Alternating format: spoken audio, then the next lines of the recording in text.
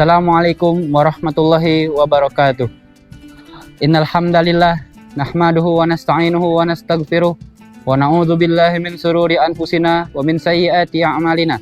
May yahdihillahu fala mudhillalah wa may yudlilhu fala hadiyalah. Asyhadu an la ilaha illallah wa asyhadu anna Muhammadan abduhu wa rasuluh la nabiyya ba'dah. Qala Allah ta'ala fi kitabihil karim. A'udzu billahi minasyaitonir rajim. Wa aqimus salata wa atuz zakata warka'u ma'ar raki'in. Pada hari ini saya akan menyampaikan tausiah mengenai Ramadan dan salat.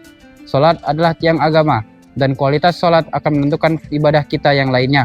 Di bulan Ramadan ini, marilah kita meningkatkan kualitas salat kita, baik dari segi waktu maupun khusyuknya.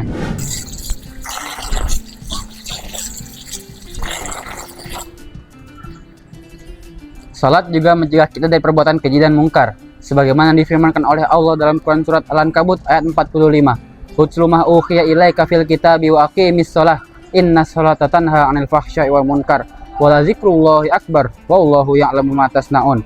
Artinya, bacalah dari kitab yang apa yang telah disampaikanmu kepadamu Muhammad dan tegakkanlah salat. Sesungguhnya salat itu mencegah kita dari perbuatan keji dan mungkar, dan sesungguhnya mengingat Allah itu lebih utama dari ibadah yang lainnya, dan Allah mengetahui apa yang kamu kerjakan.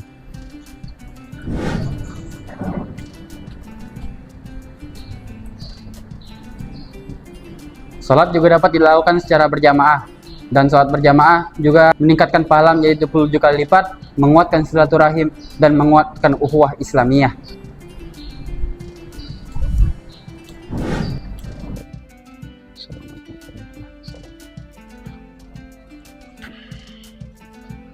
Di bulan Ramadan ini, marilah kita meningkatkan salat kita seperti salat wajib, salat sunnah maupun salat tarawih, dan juga kualitas salat kita baik dari mata, hati maupun pikiran kita saat salat.